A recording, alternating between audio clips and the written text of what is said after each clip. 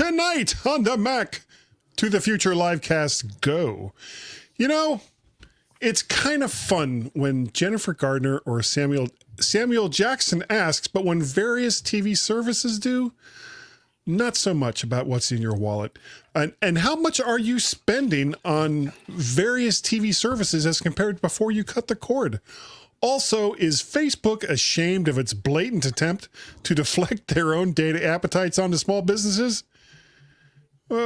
What do you think? Tonight, that and more on the Mac to the Future Livecast. Go. What's in your wallet?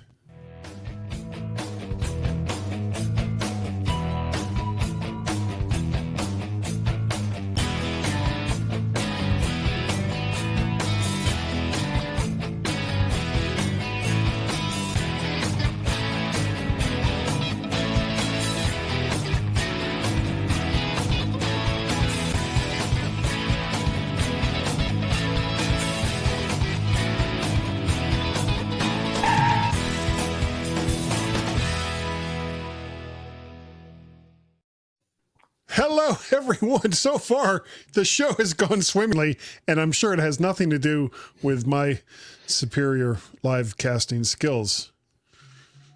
No, it's got absolutely nothing to do with that at all. It has more to do with the fact that we have a full crew tonight. Everyone is here. Well, you know, everyone that's been here before, including Mr. Dave Ginsburg. Hello, sir. How are you? I'm doing well. Good to be here, and Happy New Year. Our first show of the year. Yep. And remember, I do not have a banana for a head tonight. No, you don't. I do not. That's a good thing. It's probably good that doesn't work on StreamYard. Yeah. No, actually, I could make it work. And I will prove that I can make it work before we go too much further. And we also have Mr. Warren Sklar. How are you, sir? Confused. I have no idea what you guys are talking about. But well, you will know. You will know soon. Because I am setting it up even as we speak. Gotcha. Go back to watch Mac Voices Live. You'll find out. Yeah. I'd rather not, so I'm good. No, it's okay. You'll find out. You'll find out very, very soon. Right. So let me get rid of that. Hello. Goodbye. There we go. And that's gone. And now we are back to all three of us. How is everyone doing tonight? We're doing well. And in case there was some question, see, this is the banana. Oh, Lord. There was a what he used to do, Jimmy Neutron, but he also did this movie called Kung Pao Enter the Fist, and he had like a thumb, an actual thumb that had a face on it, kind of like this, and now you can it'll just do it with you not doing much of anything at all, just through regular filters and stuff. But isn't that fun? So much. Warren looks just excited. You look stunned. And good evening, Facebook users. Remember, great. Technology is great. Marcus said it's not creepy at all. It is not. It is not. And if you want your name to show up with your Facebook comments, go to StreamYard.com/Facebook. Click OK to let StreamYard display it. And that's all you got to do. That's it. And that is not what is that, Warren? What is that not? It's not a clickable. You cannot. That was not a clickable link at all. If you try to click it, you'll probably close the window out of us. So don't do that. Yep. And Facebook user said that's not creepy at all. Facebook and there were so many more faces that I could do that I did on poor Chuck's show last night. Let's keep going. Yeah. I don't know how Chuck felt about it. He was a good sport. Okay, we have a couple of things to talk about before we get to the main topics. Dave, why don't you start us off? Because I think you put this one in there. I did. OWC started shipping their new Thunderbolt 4 hub. It works absolutely awesome with the M1 Macs, my Mac Mini. I have the new Mac M1 Mac Mini, and here it is right here. I got it right on camera here, and it's got it's blue. It goes white when it's not plugged in, and blue to tell you that it's plugged in, and blue when it's plugged into your computer. You got three ports right there, plug into your devices, and you got one USB A 3.2. That's 10 megabit speed there. Yeah, I wonder why they only had one. Why they only put one in there? Well, because of having 3 of these. I mean, that's the whole reason for this thing. And it's the but reason nice. for this season. Yeah, I've got one. I even tried it. Oh, you got one? Yeah. Okay. I tried. I also tried it plugging into my iPad, and it works beautifully. So you can hook up 3 drives on here and be able to access all 3 of them in the Files app. So it's nice. As long as your device has a Thunderbolt port, you can use this. It's essentially a Thunderbolt hub. It's wonderful. The iPad doesn't have Thunderbolt. The iPad doesn't have it, but it's USB-C. Right. Yeah. So it's using the same. It doesn't have size to have connector. It just it doesn't have to have Thunderbolt because if it works on the iPad, it's using USB-C. So, because it will work better if it is Thunderbolt 3 and then Thunderbolt 4, which is the new standard. Which there's not too many machines out there right yet. If you God forbid use this on a PC, it has to be Thunderbolt 4. God forbid. Oh no. All right. Also, Google. Go ahead, Warren. I'm saying I want one, but I'm waiting for him to get a little smaller. That's a little big, and you got. That's the only downfall to it. You do have a 20-volt giant power brick, and it's literally a brick. It is. It's huge. So it's definitely something it'll be sitting on your desk. I don't know if you'd want to be traveling with it much. So no, defeats the purpose because I got the Air with the 2 ports, and I got the Pro that has 4, so it doesn't. Yeah. Well, we were talking about this on Chuck's show last night, and I kind of wish that they had gone in a different direction and had somehow incorporated the power supply into the device itself. Make it, excuse me. Oh my goodness. Make it bigger so that, you wouldn't have needed such a huge brick. Obviously they couldn't make it powered through the Thunderbolt hub because that would have been too big of a draw, especially for something like the MacBook Air, M1 at MacBook Air. But I think that by having it as just a plug-in device with just a single cord instead of this big brick, it would have been a lot better. Yep. However, I'm happy that it's there because of the lack of ports otherwise on a lot of these machines. All right, Google is planning to update iOS apps with privacy labels. Let's see, what is that? Soon. What? Soon they're going to put privacy labels soon. They had not updated. Okay. They had not. I should put they had not updated that since 12.7, since Apple added the privacy settings. So it was interesting that was the first article saying that they hadn't even added the privacy. They purposely didn't update their app because they didn't want to have to. Then they would have been forced to add the privacy settings that Apple requires. So now today they say that they're planning on updating their app, so Google is to reflect what privacy they have and what they don't have, which is no privacy, and what they share. So that was interesting to see where that goes.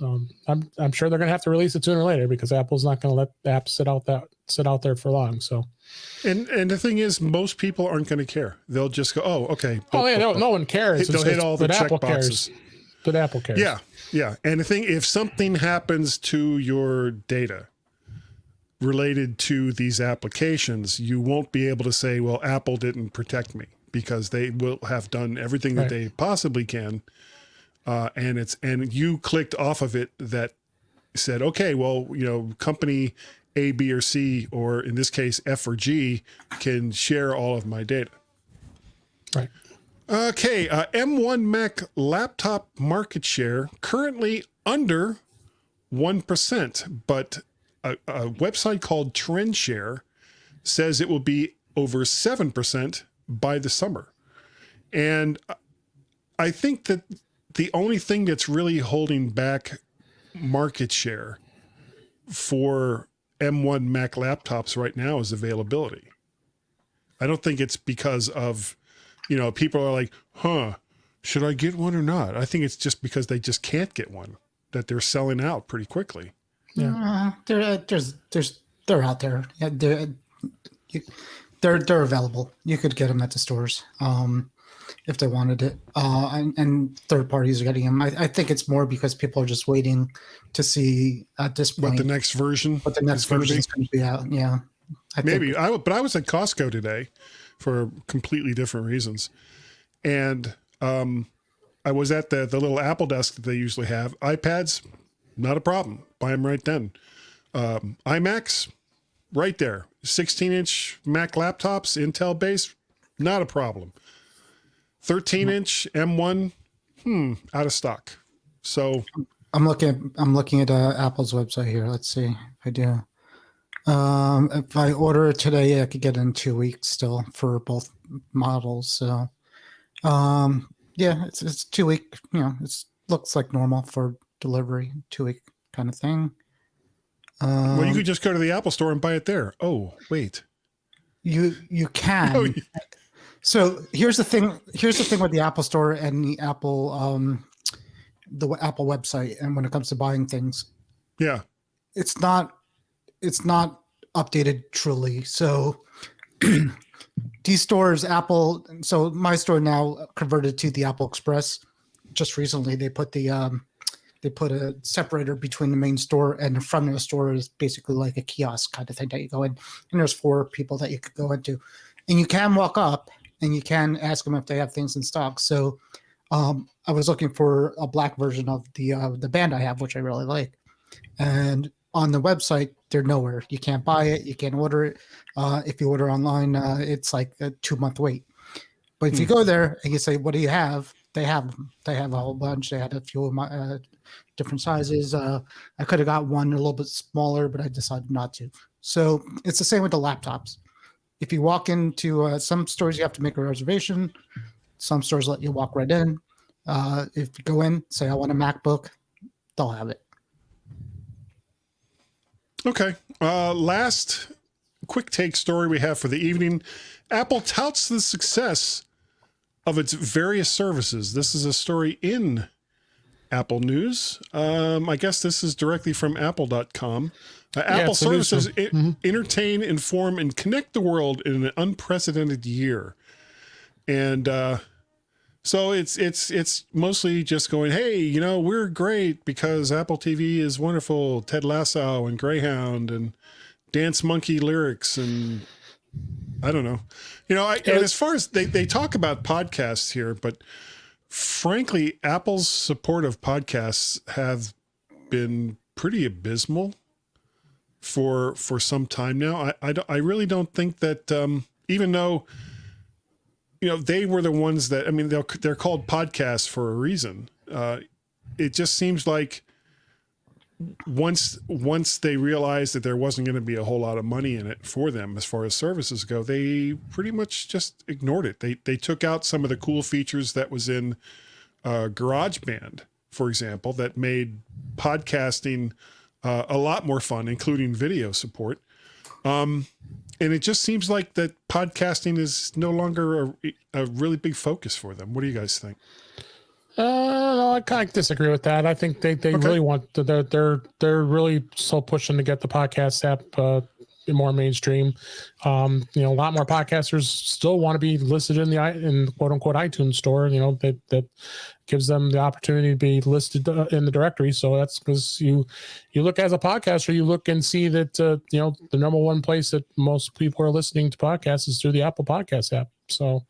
I could give numbers of what my podcast does. We got, probably something around 45 or 50% is coming from there. So there's people still using it because they've got it set to automatically download episodes and they have subscriptions and yeah, granted you have a lot of other podcatchers that are out there, but they're still a pretty dominant force when it comes to podcasts, I think. Well, remember as well, though, that you're talking that your podcast and this podcast and some of the other podcasts that we do are more Apple focused. So it would kind of make sense that our podcast would mostly be downloaded from an Apple podcast aggregator. What do you think, Warren? I think most people listen to podcasts on Apple devices. I think it's been that way forever. Right.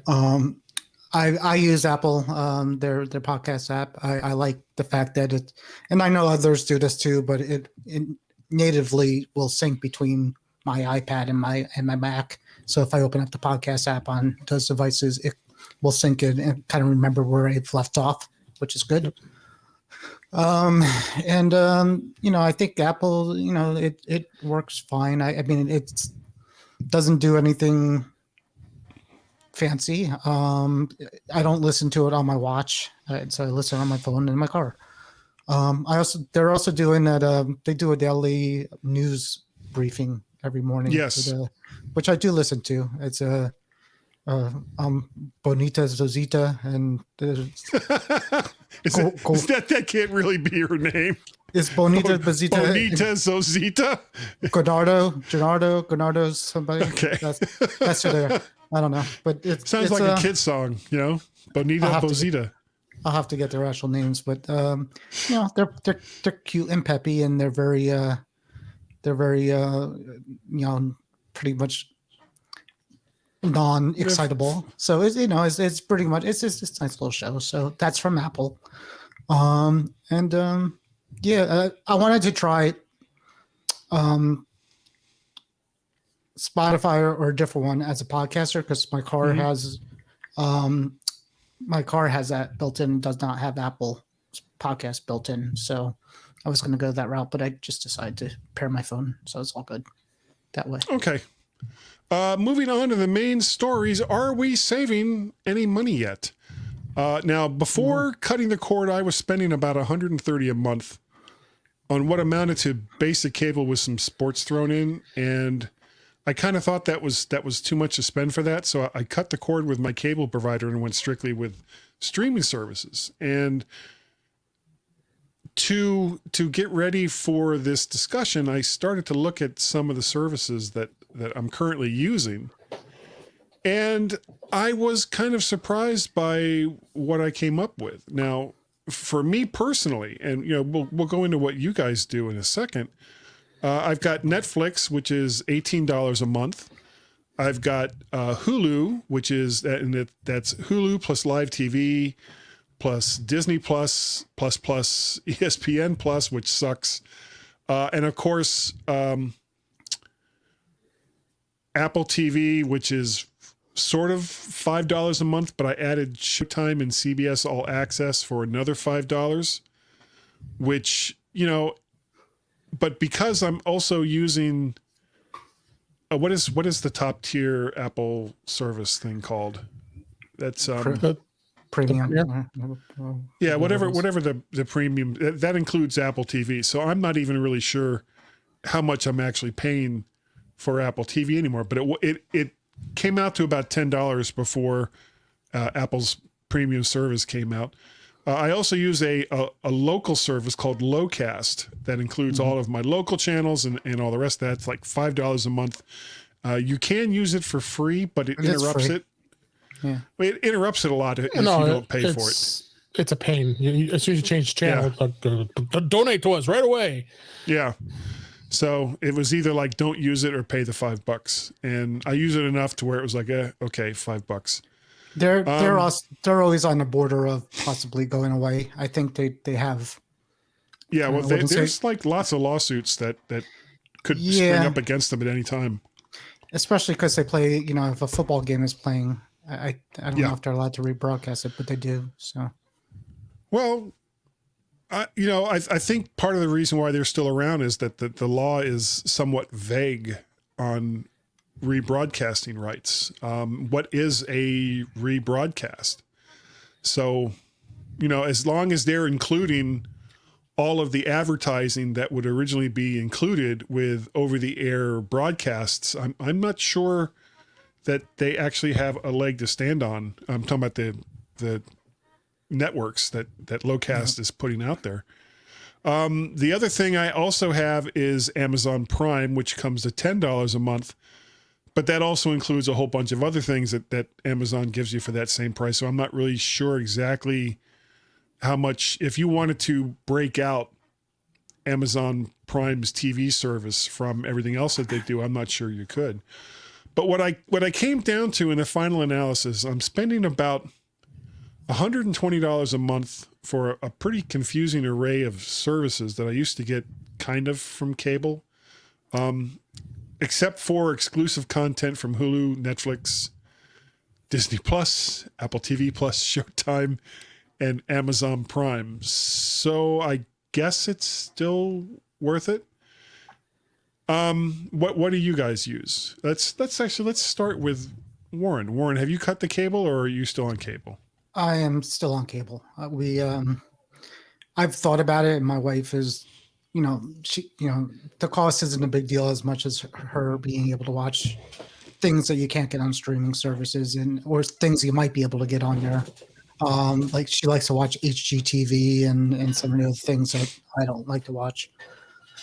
But aren't those available as applications? Is somebody doing dishes back there? Is that what I'm hearing? No. I heard somebody doing dishes. So she uses say that again. What'd you ask? If those services that she likes to watch beyond basic cable or beyond what the streaming services offer are available as applications. The last time I checked, they weren't. So okay. I looked into the one that came close was the YouTube TV that was out there, but I don't know much about it. And it's still out there. I can give you info on that. Is it still out there? So Yep. and then Hulu, isn't it kind of like really expensive as compared to some of the other services? Same as Hulu. Oh, is it? Okay. So I mean, I've priced it out as far as dropping TV and phone and just keeping the internet service with Fios, and it's not that much different. I mean, it's maybe I think if I cut the cord completely, I wouldn't be saving that much money with adding services, and I would be making my wife's life a lot tougher trying to find all the things she needs to find, and it's not worth it. On the head. I mean, for me, if it was me alone and not her, I could do it, no problem. I could figure out how to get anything on any device, and it's not a big deal, except for football, which is a problem because I like to watch the NFL games, and when you cut the cord, I think you need Hulu to watch that. How do you watch your games? Live. I watch, and it's mostly just the games that would mostly be available through Lowcast, except for Fox. Fox isn't on Lowcast anymore for some reason, or at least not in this area. And a lot of NFL games are on Fox, so that would be a problem. Yeah, but I have Hulu Live, so Hulu Live has the local channels. Yes, and I also get games that are being broadcast on ESPN. ESPN Plus as a service is completely useless unless you like watching documentaries about sports. But there's very little in the way of live sports on ESPN Plus, which I kind of started off because I got Disney Plus, and it was like, oh, they're offering CBS All Access and ESPN Plus for just this little bit more money. So I was like, oh, okay. So I went ahead and got that. And then I found out that it's completely useless when it comes to watching the live sports that I want. No college games, no NFL games. Yeah, it's the same. I mean, there's apps out there like the NFL Network, the NFL app. But you still got to pay for it though. There's no. Again, it's more steps, the more hoops to go through. It's just a lot of hoops to go through. So, how much is the Hulu Live? Because my neighbor has $65.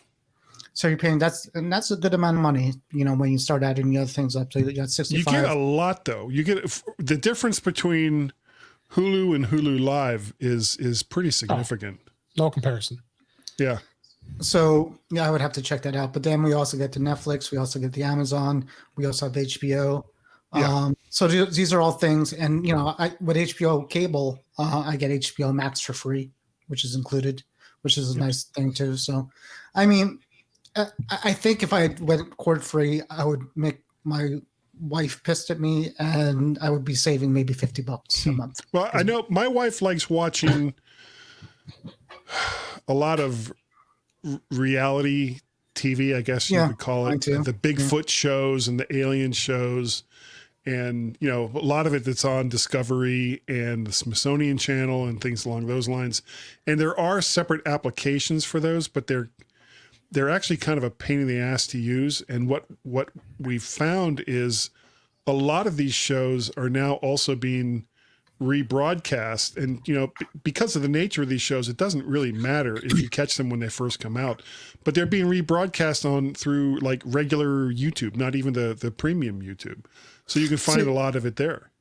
What still needs to happen? I know Apple tried and it didn't work, but all TVs need to be like an Apple TV, with an Apple TV kind of app where everything that you pay for is just consolidated into one guide, more or less. And you could, and if you're paying for the service, you could either tell the remote what you're looking for or what channel to turn to. And no matter you could connect all your services to this one platform, and it will be an easy way for that platform could go out and start, streaming whatever it is you're trying to get to. Because that works with the Apple TV app, with the exception of Netflix doesn't include their stuff in it. Yeah. And I don't think Amazon Prime does, but there's other services besides Netflix that also won't let Apple TV list their content. They want you to go to their application. They want what about you to Hulu? go Does Hulu through their. Do that too? I would have, what? I don't know off the top of my head. I would have to go and check that. Right. But, so if there's something out there, and it would probably need to be developed by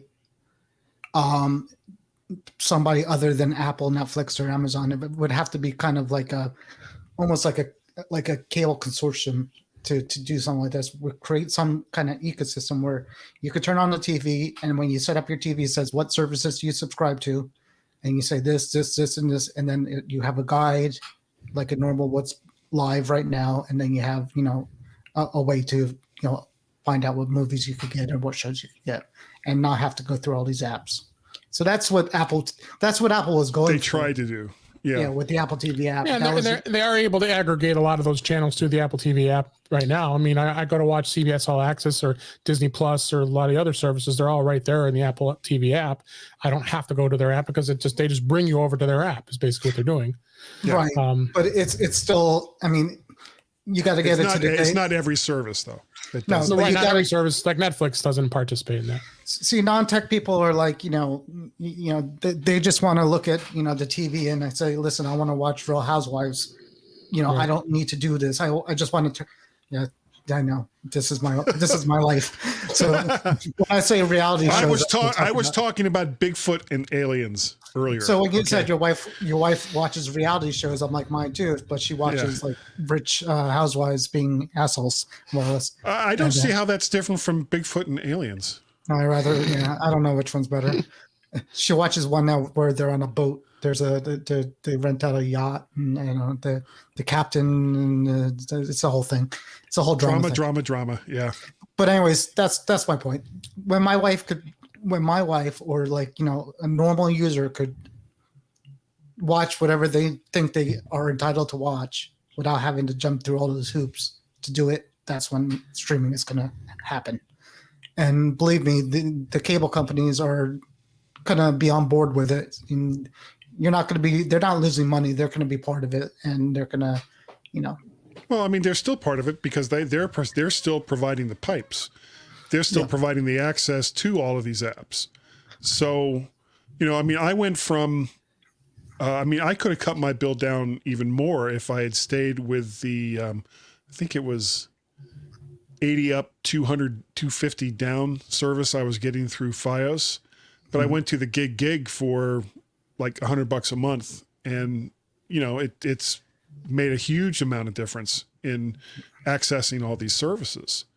Oh yeah. That's why I have the gig up, gig down, and you never see that speed, but it's certainly much faster than the next tier. I tried, but I could plug a network cable in from the router. I could get about 800. Yeah, wired. I get close to a 900. Yeah, Comcast. All right, so somebody here also put in stuff about Pluto TV Redbox. I'm guessing that was you, Dave. All right, well, fill us in on that. Well, Pluto TV is actually an interesting service. It's got a lot of all kinds of old TV shows and movies, and that has news. And so they aggregate a lot of interesting stuff. You can get addicted pretty quickly. I mean, it's funny. They have some dedicated channels to One Day at a Time and The Love Boat, and just crazy. Soon we'll be making another run. All the family, and they have all these old classic TV show channels. And then they have news. They have movies. They got a James Bond one. So they've really done an interesting thing, and it's free. You could just sign up, and there might be some content in there you might like. Is this an app that you can have in Apple TV? Mm-hmm. Yeah, Apple TV, Roku. I mean, they're available on all the. Yeah, it's Pluto TV is interesting. Redbox. What? I was just gonna say you reminded me that I opened up TikTok for the first time yesterday, and you said you could get hooked onto these things. It was like 3 hours later, and I'm still watching it, and I decided I'm never doing it. I'm not doing it anymore. Yeah. You got to walk away. Redbox, which is, Redbox, obviously we all know Redbox was or is that they were, you go to those kiosks and you can rent DVDs. Well, they've been dabbling into the streaming market. So they are streaming movies. No one knows about it, but they do. They're trying to compete with Netflix, but they won't come anywhere close. But they also have a free TV service as part of their service too, and they've got the same or similar types of services like Pluto has. So you can watch all these shows as well. So you've got a couple of those options. There's another one called Tubi, TUBI. IMDb has another one I don't even listed on here. That one isn't on Apple TV, but you can see it on Roku. The Fire Stick. I just got another Roku I've been playing around with. I didn't see it available on the Roku. It might just be on Fire TV. But another one that they have. So there are some out there. There are some of those free services out there too. And then Discovery Plus just got launched 2 days ago. So they're trying to get their service and already bringing one original content. And so that's another $7 a month if you want the commercial free. So and you got Peacock TV, which is with me, I get that just like with HBO Max. I have HBO. I get that for free. It's included with my subscription. Honestly, Peacock TV is a service that I can get behind because they're doing exactly what I've been saying all along that these services should be doing, which is, okay, if you want to watch our stuff for free, that's fine, but you're going to get ads. If you don't want to see ads, you give us X amount of dollars, whatever it is, premium, and we take the ads away. That's how all of these services should be. And when I heard about Discovery going, okay, well, our ads-based channel is $5 a month. If you want it without ads, it's going to be $7 to $8 a month. It's like, wow, you guys you still don't get it. CBS already tried this, and it was an abysmal failure. I mean, they're still around. Well, yeah, but they've tied themselves into. But they've tied themselves into like all these other services now because they were pretty much failing on their own. People weren't going to spend $5 to $10 a month to get Star Trek Discovery for the most people. Right. I mean, I was doing it because it's Star Trek. Even if I didn't like it, it was Star Trek. It was Star Trek. Season finale comes up this Friday. I have already canceled CBS All Access. So once it ends, I'm done. Well, did you watch Lower Decks? Did you like Lower Decks? I because it's a cartoon, right? I'm not a huge fan of animation when those types of shows. I should give it a try. But I really enjoyed it. Honestly, I thought that Lower Decks was the best Star Trek on TV, aside from the Orville. Yeah, I never got into that either. That was basically, the Orville was Star Trek: The Next Generation with penis jokes.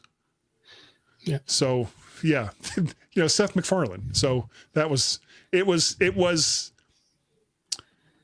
fun.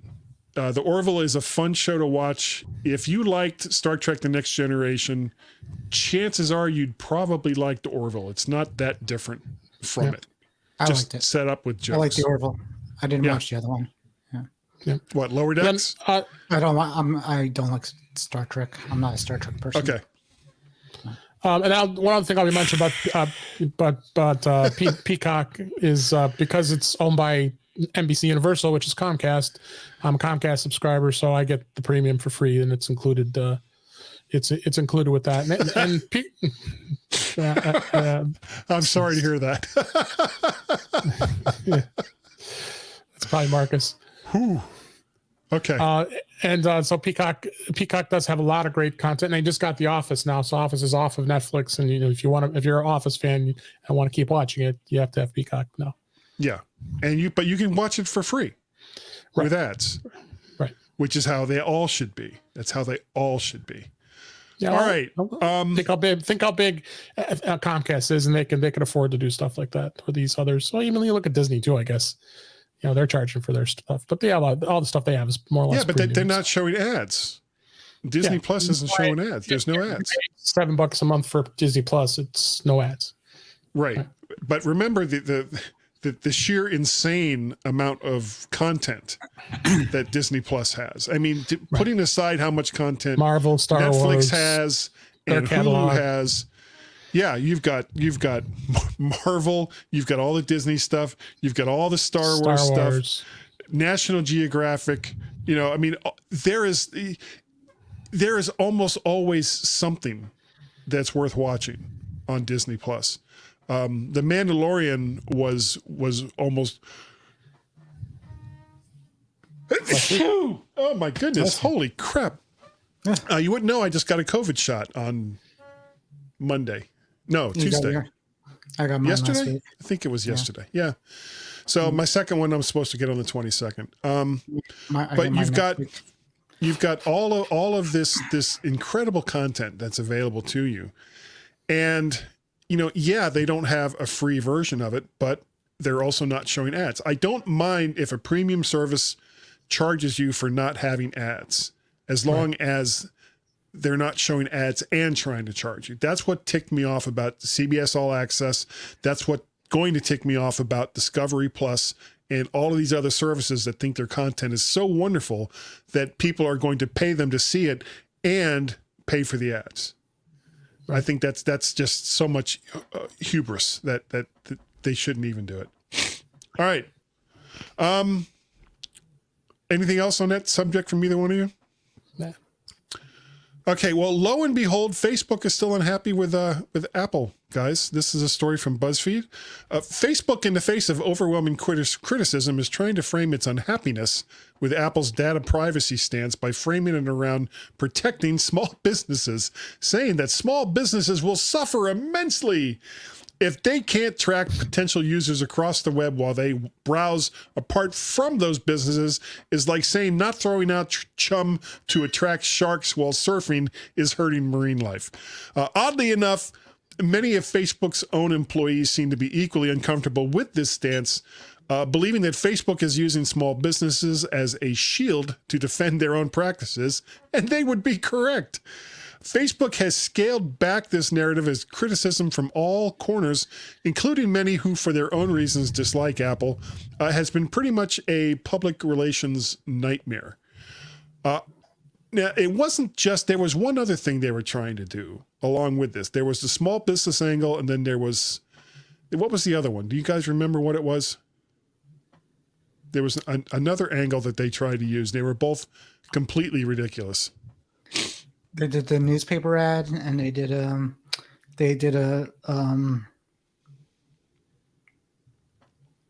that's all I remember. The newspaper. Yeah, but there was one other thing that they were trying to do. I can't remember what it is now, but the oddly enough, politics makes for strange bedfellows, as Facebook and the game guys, Epic, have I guess have been in talks. And, they're, I guess, forming some kind of weird alliance to, say Apple's business practices are bad and for their own personal reasons. But this kind of goes back to the story you were talking about, Dave, with Google not updating their applications because they're afraid that if they do, they'll have to give people the option to opt out of their services or the services that use or that gathers data on their users. So opt out of the privacy. Yeah. Okay. Yeah, you guys can talk now.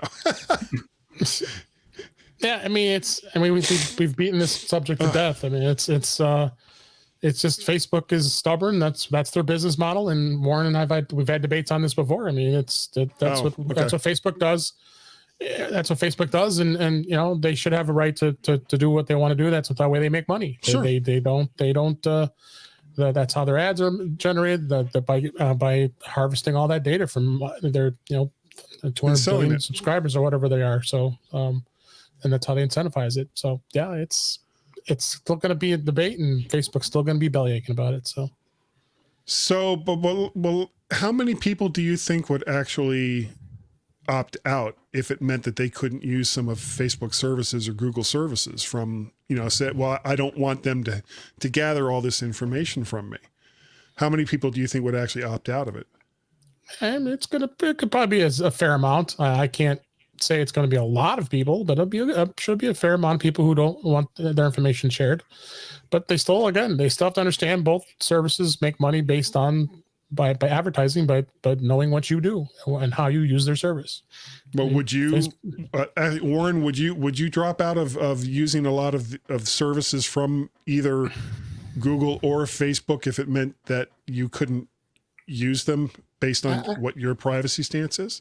I can't envision what you mean by removing parts of the service. Like, give me an example of either Google or Facebook.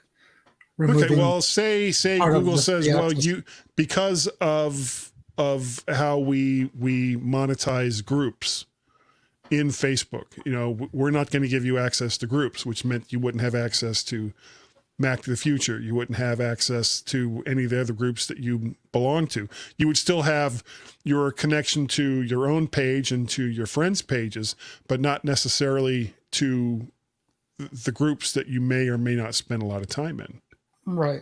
It would be probably turned around, actually. In real life, groups are probably non-profitable where your individual timeline is, because you're right, because you're getting ads. Because you're actually, you get the ads and you're actually in the timeline, and you're showing interest in things rather than in a group, which is specifically targeted.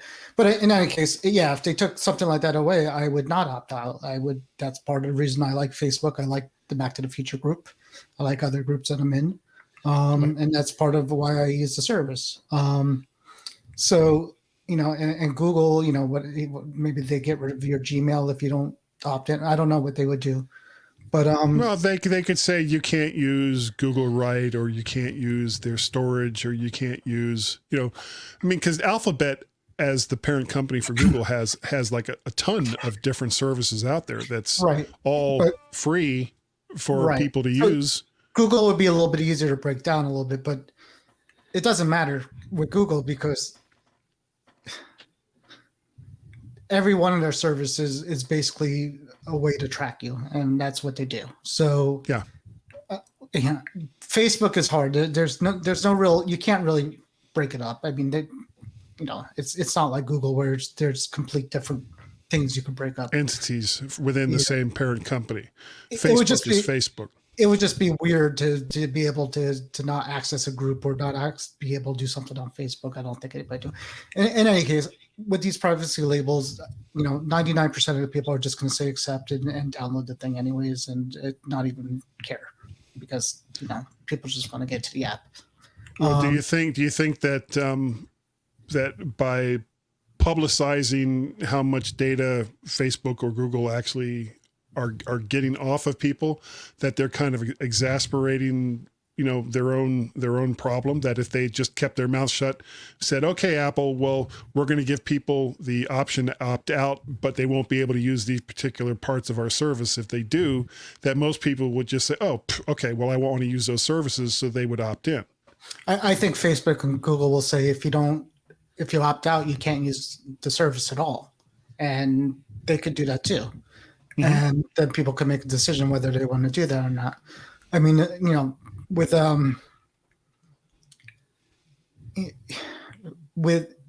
if you're there downloading Facebook, I think the whole thing is just Apple saying, listen, we told you. That's all we're doing. We told you what's going on. We don't care that you want to take their private information. We just want to let them know that that's what we're doing. And, our conscience feels a little better at this point that we're telling the users when they go through our store, this is what they're doing. And I think that's the only reason Apple's doing that. I don't think. Remember, Apple collects a lot of this information as well. As a matter of fact, easily, probably just as much as either Facebook or Google. I think the big difference is they're not monetizing it to other companies. That doesn't necessarily mean that Apple can't or won't use it themselves, but I've yet to hear an example of Apple doing so. But that's not their business. Facebook and Google's business is to sell the ads. Believe me, if all of a sudden iPhones and MacBooks stop selling and their services dwindle a little bit, 20 years from now, they might say, listen, we got a place that, wants your data, and this place is a reputable place. We trust them, blah, blah, blah. And then we're going to sell it. That would be their business if that's what they were doing. And then it would be Chrome to the Future podcast. Right. Facebook doesn't have anything to sell you other than that, more or less. There's nothing else to sell. So well, there's nothing else for them to sell. Right. Exactly. Where Apple has other things to sell. Same I with think Google. I think that what I find most uncomfortable with Facebook is that they'll accept pretty much anyone's advertising. I had to go through hell recently with, what is the name of the company? PayPal, to get some money back from a fake guitar ad that I saw on Facebook. And I should have known better because, you're not even going to sell a Chinese copy of a, what is the name of that guitar? Not Gibson or Fender. No, Rickenbacker. You're not even going to be able to get a Chinese copy of a Rickenbacker guitar for $99. But it was like, oh, they might. This might be real. It might be real. And I tried it, and within probably a couple of weeks, I realized it's okay. No, this was complete and utter BS, and had to go through a lot to cancel it and get my money back. And I don't know if PayPal ate those costs or how that worked. Well, just like credit cards. I see these same kinds of ads all the time on Facebook. There was a MacBook, selling MacBook ads for $99. There was absolutely no way that was a real ad. Well, some are. It's no different than going to Wish or Alibaba or something like that. It's the same garbage. So that's. But see, Wish and Alibaba, these are companies that have existed for a while. They're actual real companies that you can reach out and contact. A lot of these companies basically set themselves up in some country that it's impossible to get any information on them through. It's like setting up a corporation through Delaware. Eventually all roads lead to Delaware kind of thing. And so they put these ads out there and make as much money as they can from people stupid enough like me to think that it's possible to get a Rickenbacker guitar for $99, and then they disappear and they have your money and there's nothing that you can do about it. I'm sure Facebook does like a very little amount of investigation, make sure that it's not a complete they have some kind of database where they're like, this is not a known scam. Yeah, and there'll be like something that it's not going to be a porn thing, or this is not going to be something that, like some kind of a hack thing. I'm sure there's something that goes in there, but that's their thing. They're selling it to these small companies, and some are legit and some aren't. That want to send you something.